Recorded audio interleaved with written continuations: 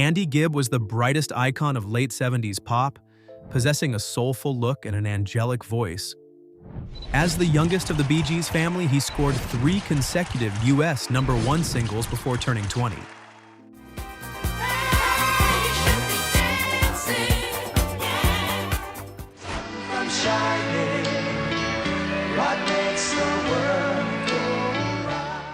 Behind that radiance lay a fractured soul, forever longing for love while trapped by the grip of addiction.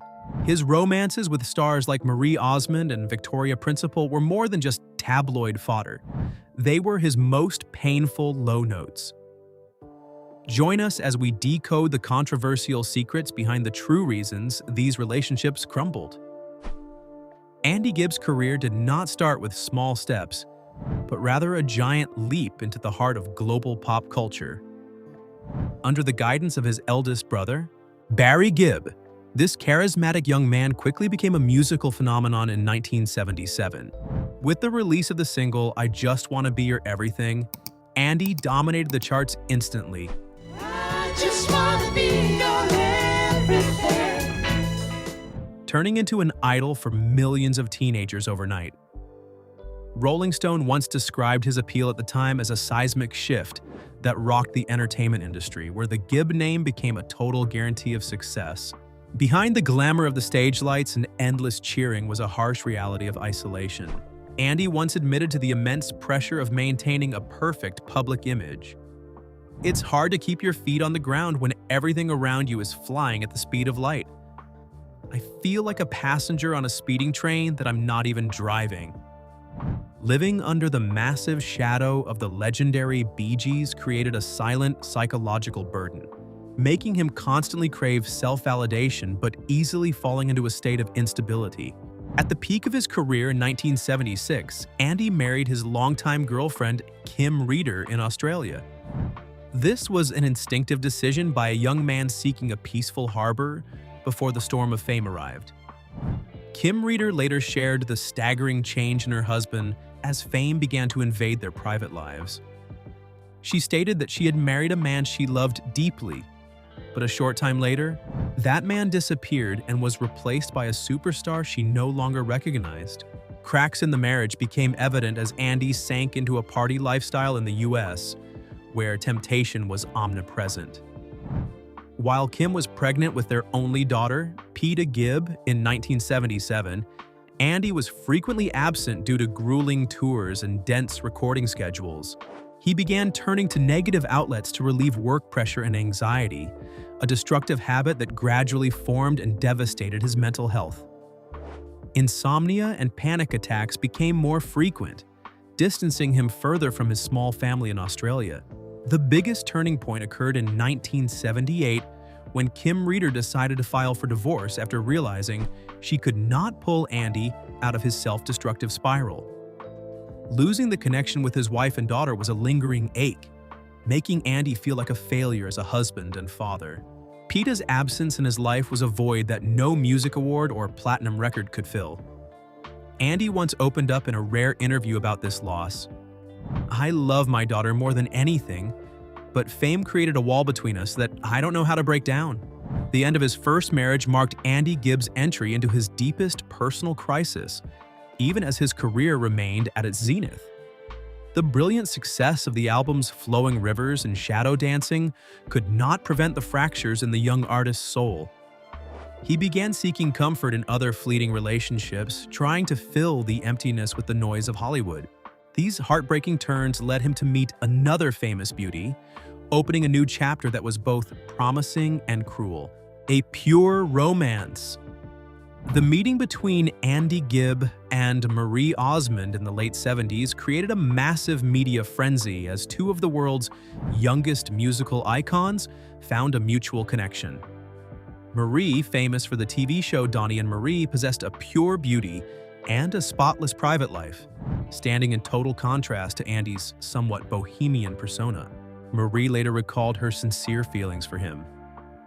"Andy was one of the most sensitive and sweetest souls I've ever met. Amidst the crazy pressure of fame, we found an understanding in each other that few people could provide." They appeared together at major events and even performed duets on stage, creating the image of a perfect couple in the public eye. This relationship soon hit an invisible but sturdy wall from the Osmond family. As Mormons with strict moral codes, the Osmond clan prioritized a clean image and a disciplined lifestyle. Meanwhile, signs of instability in Andy's habits and his reliance on sedatives began to show, making him a danger to Marie's image. Marie's brothers, especially Donny Osmond, expressed deep concern about their sister being tied to a star who was losing control in the face of Hollywood's temptations. According to documents recorded in the biography The Bee Gees' Children of the World, the rift between their two lifestyles led to a drastic intervention by Marie's family. Instead of a direct breakup between the pair, lawyers and Osmond representatives stepped in to establish barriers to protect Marie. Andy was utterly shocked to find himself completely isolated, even struggling to contact his love through normal means. He once cried out in pain during a conversation with a close friend.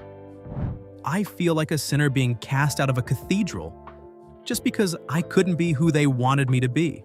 Marie Osmond also faced massive pressure, forced to choose between her personal feelings and the expectations of a musical dynasty operating like a professional business machine. Eventually, silence replaced the long phone calls and shared plans, marking the end of a romance once expected to have a happy ending. The collapse of this pure love took away the last bit of hope for the stable, standard life Andy once craved alongside Marie. He began seeking out more decadent social circles in Hollywood, where indulgence was the norm and no prohibitions existed. In that shattered state of mind, Andy met another woman, a powerful film star with a personality far more assertive and fierce. This upcoming relationship would lack the innocent colors of youth, becoming a pursuit filled with passion, but also toxicity. Victoria Principal and the romantic seismic shift. In 1981, Andy Gibb's life entered a stormy new chapter when he met Victoria Principal on the set of The John Davidson Show. Victoria was then the most powerful woman on the small screen, playing Pamela Barnes-Ewing in the hit series Dallas.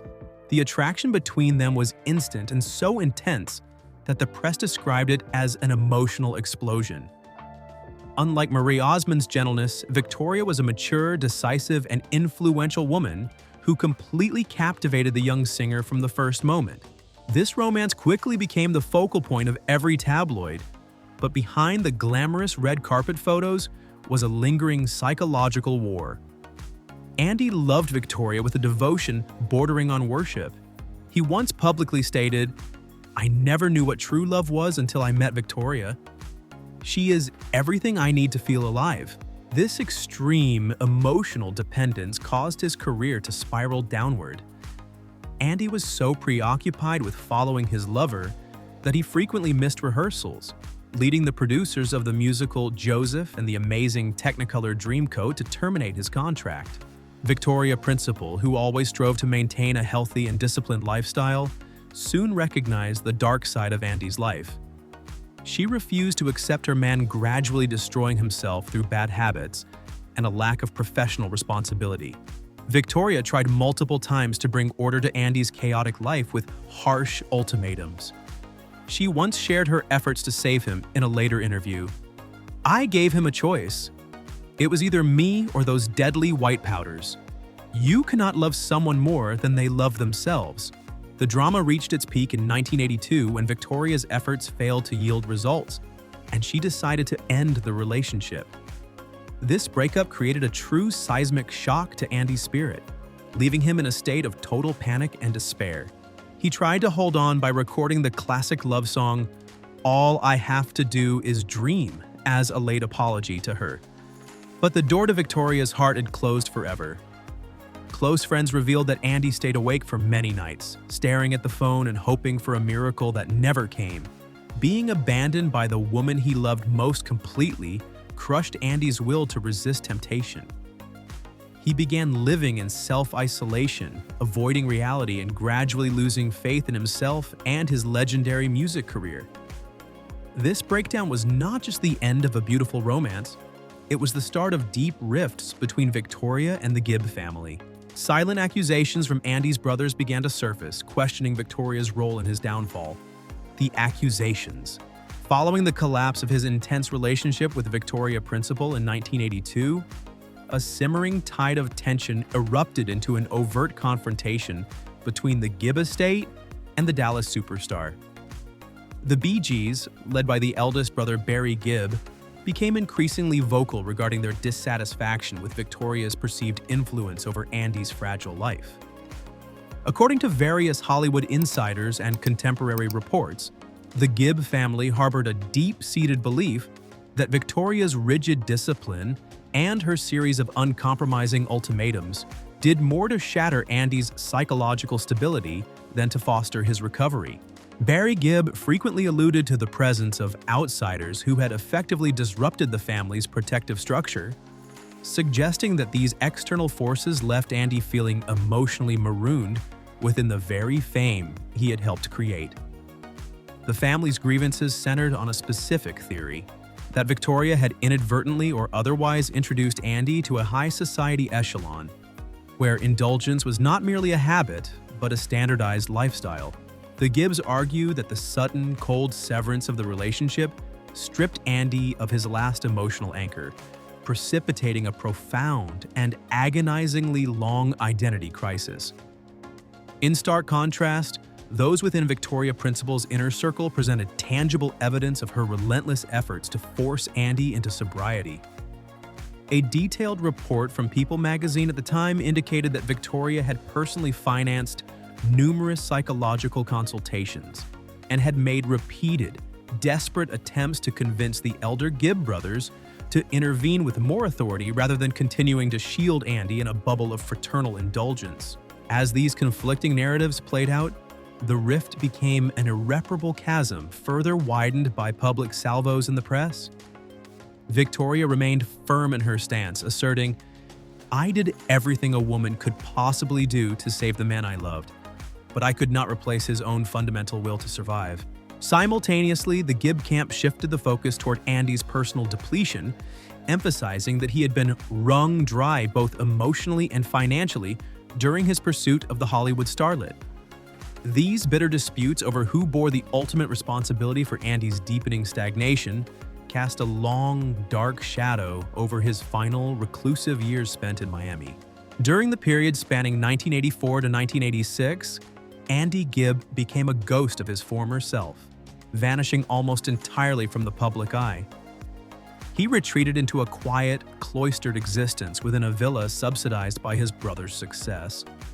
Reports suggest he struggled with bouts of mild paranoia, living in constant fear that the public had discarded him, while simultaneously wrestling with a crushing sense of guilt for allegedly tarnishing the prestige of the Gibb name.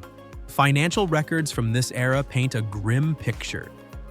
Andy had liquidated millions of dollars to sustain his erratic lifestyle, eventually leading to a humiliating bankruptcy filing in 1987 with debts totaling over $1 million. The sight of a superstar who once commanded multiple platinum hits now facing total financial ruin served as a tragic testament to his complete loss of autonomy. Despite the persistent efforts of his mother, Barbara Gibb, to act as a bridge, Andy maintained a self-imposed distance from his brothers, fueled by a toxic mix of shame and low self-esteem. He viewed himself as a professional burden and found it increasingly difficult to witness the ongoing, massive success of his siblings while his own light faded. Consequently, the relationship between the Bee Gees and Victoria Principal remained frozen in a state of mutual resentment, with no words of reconciliation offered, even as Andy's physical health began to show signs of irreversible decay. This profound isolation eventually drove him to his final, desperate decision: to flee the pressures of the United States and return to the relative anonymity of England, seeking a final chance at redemption in the tranquil surroundings of Oxford. This fateful journey was perceived by many as a last-ditch effort to salvage a broken career and a soul exhausted by years of legal, financial, and romantic warfare. The accumulated damage of a decade spent in turmoil had already begun to claim its price. The silent internal destruction within his body was now operating on a terminal countdown, preparing to close the final chapter of a legend in a manner that would leave the global community in a state of collective mourning. The Final Secret. In March 1988, Andy Gibb moved to a house near Oxford, England, aiming to restart his music career through a new contract with Island Records. This was seen as a final revival attempt after years of debt and psychological crisis in America. His physical condition had deteriorated to an alarming level. Those working with Andy during his final recording sessions noted he often appeared with a gaunt face and labored breathing. He constantly complained of severe chest pains, but due to a fear of medical facilities and an obsession with the public discovering his frail state, Andy delayed professional checkups for many weeks. On the morning of March 10, 1988, just 5 days after celebrating his 30th birthday, Andy Gibb was rushed to John Radcliffe Hospital unconscious. Doctors performed emergency resuscitation but could not reverse the situation. The official cause of death was announced as viral myocarditis, a condition his immune system could no longer fight. The autopsy showed that Andy's heart had been severely damaged after more than a decade of abusing painkillers and stimulants, although no traces of illegal drugs were in his blood at the time of death. This sudden passing caused a horrific shock for the Gibb family and millions of fans worldwide. Marie Osmond, in an emotional interview years later, offered a striking observation on her old friend's tragedy. "People often say he died of drugs, but I believe Andy died of a broken heart. He carried too much pain and regret that he could never find a way out of." Andy's death also ended all disputes between the Gibb family and Victoria Principal, leaving a lingering sense of regret in the heart of the eldest brother, Barry Gibb. Barry admitted in bitterness that he had lost not just a younger brother, but a part of his own soul, and this pain forced the Bee Gees to stop performing for a long time to face the loss.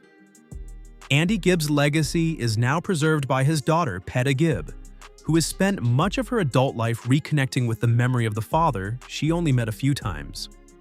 Mementos, unreleased recordings, and stories of a talented but ill-fated young man continue to be shared as a costly lesson about the dark side of Hollywood glamour. This event did not just close the short journey of a global superstar, but also marked the end of an era for late 70s pop music. The light of the shooting star named Andy Gibb has gone out, but the echoes of his love songs and the sorrow for a genius gone too soon will forever remain an inseparable part of musical history. Andy Gibb's life was like a shooting star, brilliant and magnificent, vanishing too quickly to the regret of millions of fans. From stages filled with light to the dark rooms of isolation, he lived a full life of both glory and bitterness. The revelations of Marie Osmond or the pain of Victoria Principal are ultimately just pieces in the portrait of a man who always craved love but did not know how to love himself. Andy's musical legacy will live on, but the sadness for a genius gone too soon will always be a somber rest in the history of world music. We hope that somewhere, the wanderer of the Gibb family has found the peace he never possessed while he was alive. If you found the story of Andy Gibb's emotional journey interesting, please give the video a like and share so this content can reach more music lovers. Don't forget to hit the subscribe button and turn on notifications so you don't miss any fascinating scripts about the private lives and untold secrets of legendary stars. Thank you for watching, goodbye, and see you in the next videos.